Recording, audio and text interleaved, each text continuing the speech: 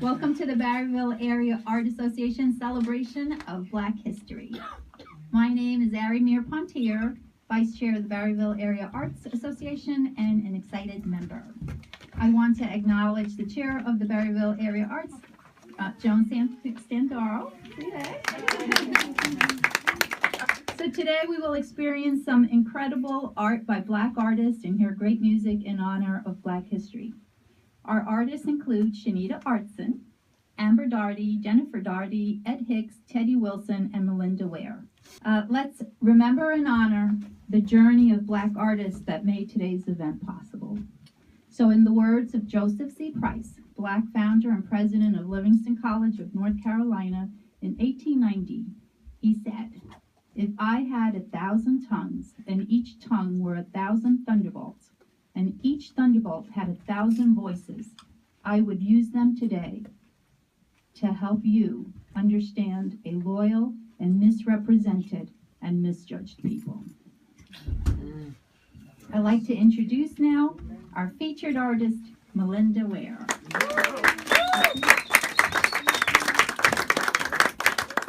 Good afternoon. Thank you so much, Ari, for putting me up.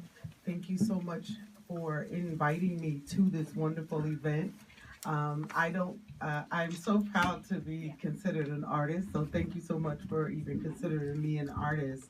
I just want to introduce to you me and in my purity. So if you're looking for someone to get up here and say that, you know, I've taken all these art classes and I graduated from NYU in the arts department, you're not going to find that.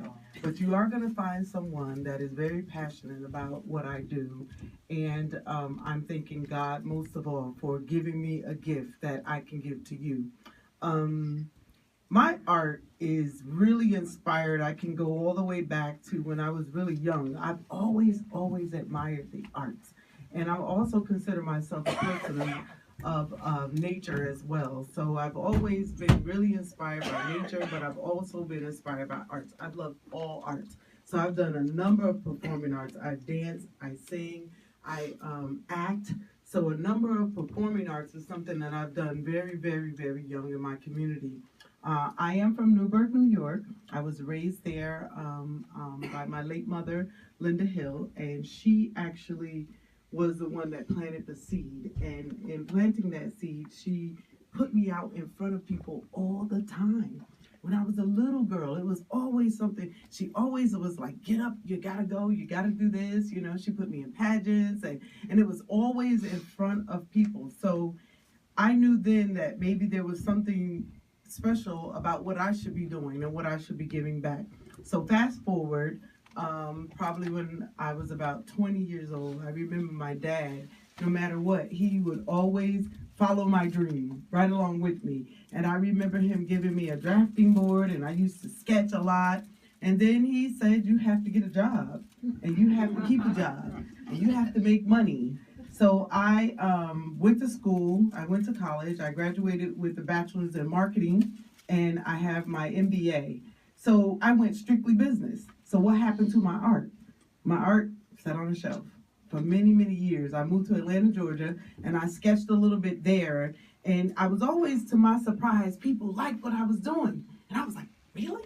You know? So I used to sketch a lot, and I had a little sketchbook I always kept with me. And for some reason, my boss at AT&T in Atlanta, Georgia, always wanted that book.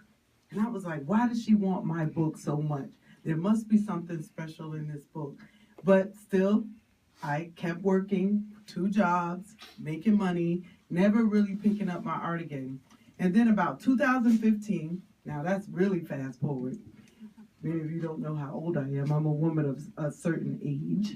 And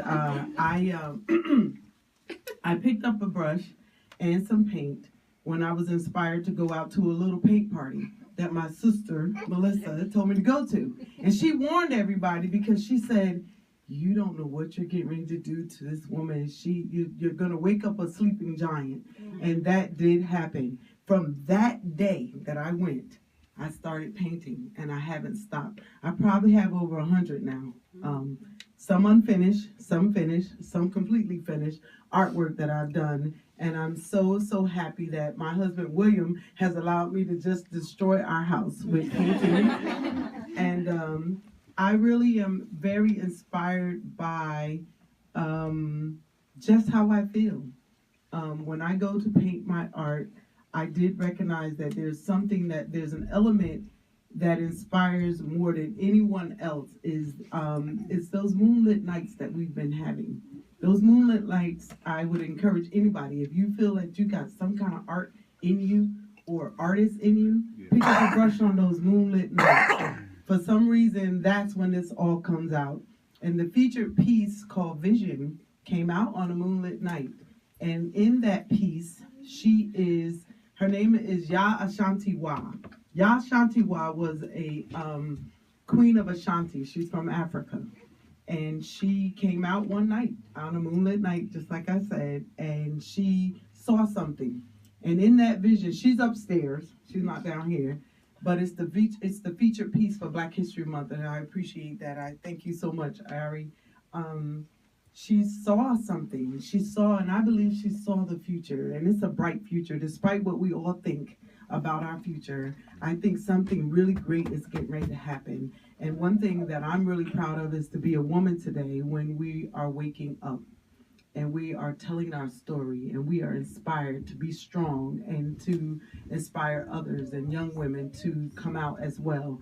So, again, I'm not one of those people that I can tell you about different brush strokes or, techniques that I use, I can share.